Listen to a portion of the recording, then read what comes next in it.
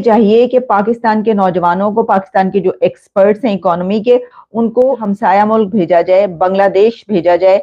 उनसे बांग्लादेश से पूछा जाए कि आपने जो अपनी गारमेंट की फैक्ट्रियां लगाकर गारमेंट पूरी दुनिया में भेजे हैं, तो हमारे पास भी ये जो वजीर आजम काकर साहब थे, उन्होंने कहा था 300 जंगे करेंगे हम।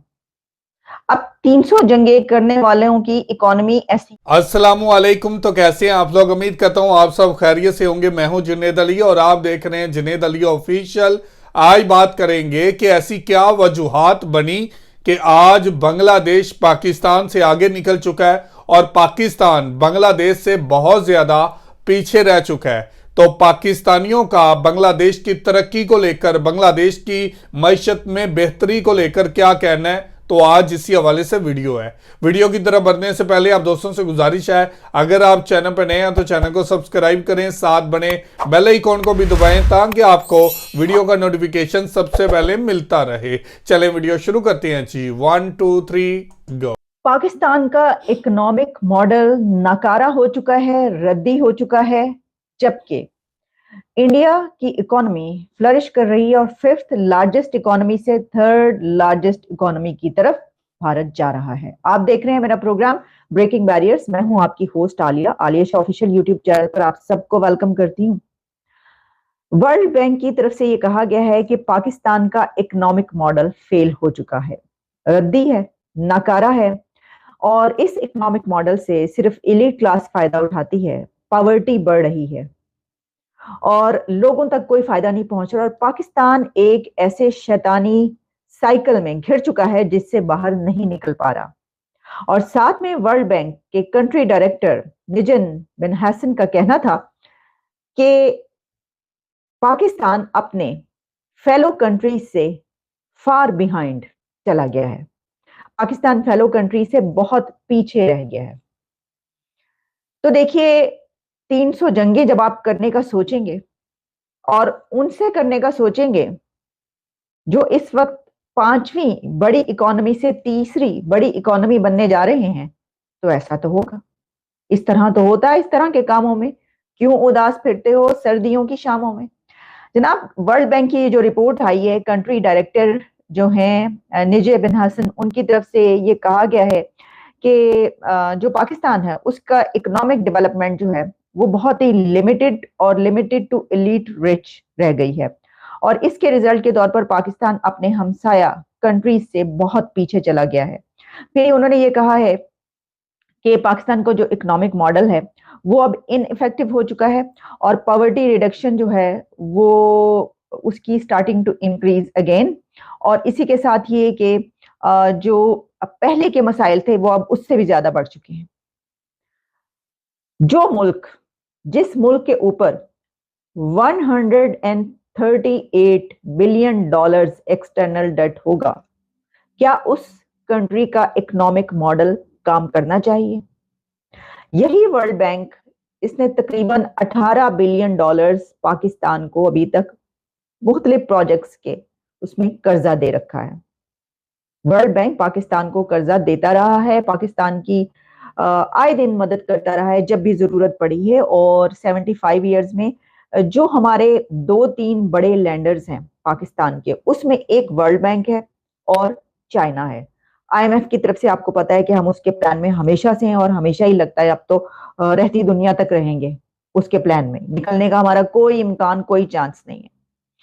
तो अब आप इससे अंदाजा कर लीजिए कि जब आपका एक्सटर्नल डेट इस कदर ज्यादा होगा और फिर उसके बाद आप मजीद कर्जे लेते चले जाएंगे और आप कर्जे वापस अगर करेंगे तो वो किसी और से कर्जा लेकर आप किसी और को दे रहे होंगे। वो कहते हैं ना, टोपियां बदलने का जो होता है कि आप क्या करते हैं कि आप कहते हैं अच्छा चलो अब कर्जा किसी का वापस करना है तो किसी से ले लो और उसको दे दो, और फिर जब अगली उसकी बारी आएगी तो फिर किसी और से ले लेना और उसको दे देना। तो ये जो सिचुएशन है, इसके बारे में वर्ल्ड बैंक के जो कंट्री डायरेक्टर है उन्होंने ये कहा है कि अब ये जो मॉडल है ये नहीं चलने का। तो देखिए, मुल्क चलने का है या मुल्क भी नहीं चलने का? कैसे चलाएंगे आप उस मुल्क को कि जिसकी इकोनॉमी के बारे में कहा गया है कि अब नहीं ऐसा होगा? तो उसमें क्या कोई उम्मीद है, क्या कोई होप है? तो वो भी नजर नहीं आती। इसकी वजह यह है कि जो पॉलिसीज हैं, देखें कोई किसी कंट्री का इकोनॉमिक मॉडल जो है वो कब फेलियर की तरफ जाता है कि जब उसकी जो, देखिए ना, पाकिस्तान के जो अगर आप पॉलिसीज देख लें, जो आपकी एक्सपोर्ट ओरिएंटेड पॉलिसीज होती हैं, आप अपनी एक्सपोर्ट्स को बढ़ाते हैं, बाहर भेजते हैं, हालांकि एक ऐसा मुल्क जो कि ज़राई मुल्क है, ठीक है जी, और कॉटन से लेकर क्या क्या आपके मुल्क के अंदर पैदा होता है, लेकिन इसके बावजूद जो हमारी एक्सपोर्ट्स हैं वो कम से कम तर होती चली जा रही हैं। और कहा यह गया इसके अंदर कि पिछले 8-10 सालों में तो बहुत ही ज्यादा फेलियर सामने आया और जो कर्जे हैं वो बहुत ज्यादा बढ़ चुके हैं।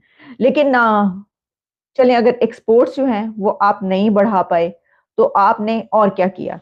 क्या आपने कुछ कंट्रीज के साथ ट्रेड स्टार्ट की? क्या आपने इंडिया के साथ, बांग्लादेश के साथ और जो हमारे हमसाया कंट्रीज हैं पाकिस्तान के, उनके साथ ताल्लुकात बेहतर बनाकर कोई इस तरह का लेन देन करने की शुरू की कि चलें थोड़े से जो है जरा हम इनसे लर्न करें?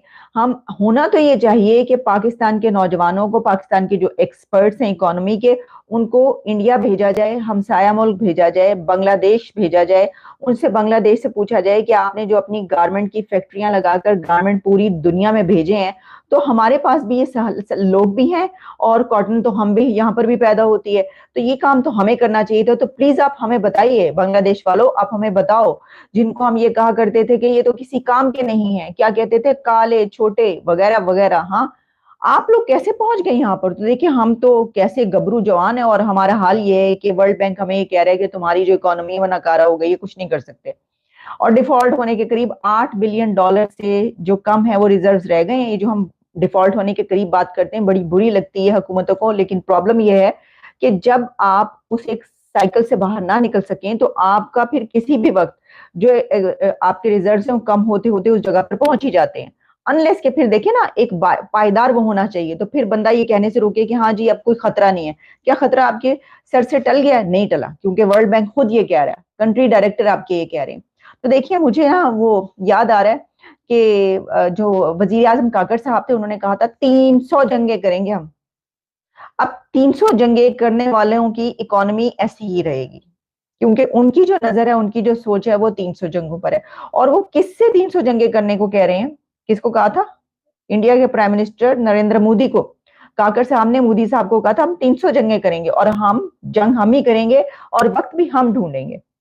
पाव वो भर के हम बम वैसे ही उनके ऊपर फेंकते रहते हैं और वो इस तरह की कोई उन्हें कोई फिक्र नहीं, वो आगे बढ़ते चले जा रहे हैं। वो जनाब कह रहे हैं हमने थर्ड लार्जेस्ट इकोनॉमी बनना है। तो जिस मुल्क का वजीर आजम ये कहेगा 300 जंगे करनी है, क्या उसकी इकोनॉमी नकारा नहीं होगी, रद्दी नहीं होगी, तो कौन से कंट्री की होगी?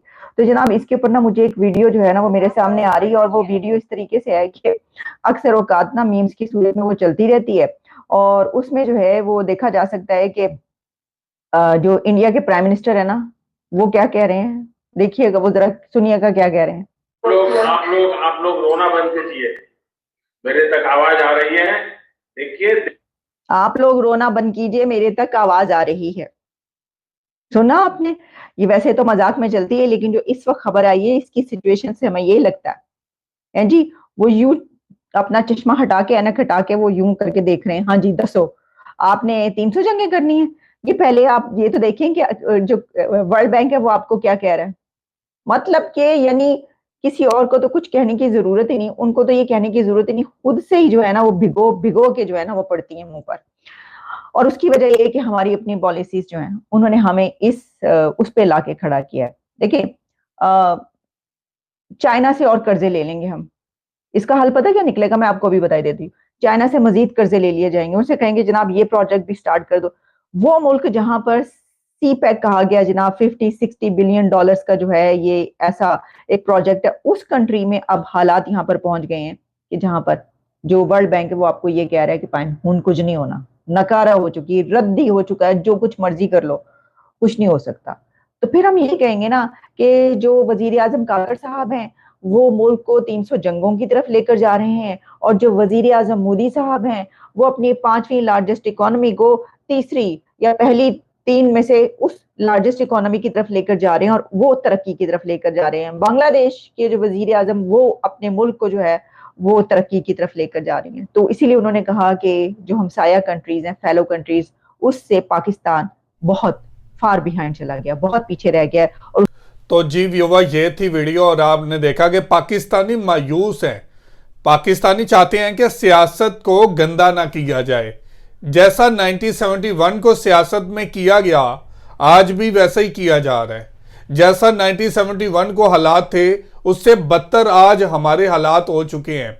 जैसा 1971 को हुआ, वैसा हम लोग नहीं चाहते कि दोबारा हो। पाकिस्तान के टुकड़े हों, हमारे भाई हैं, चाहे वो सिंधी हैं, बलोची हैं, पख्तून हैं या पंजाबी हैं, या फिर वो बंगाली थे जो हमसे अलहदा हो चुके हैं, लेकिन आज वो तरक्की में हैं।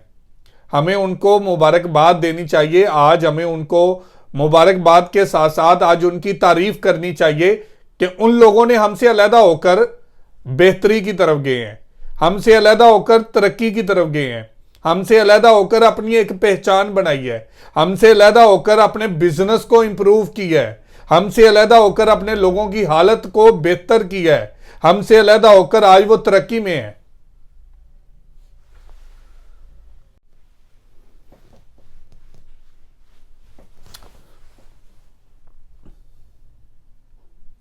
उन लोगों ने आज हमें सबक दिया है, उन लोगों ने आज हमें बताया है कि किस तरह तरक्की की जाती है, किस तरह आगे बढ़ा जाता है।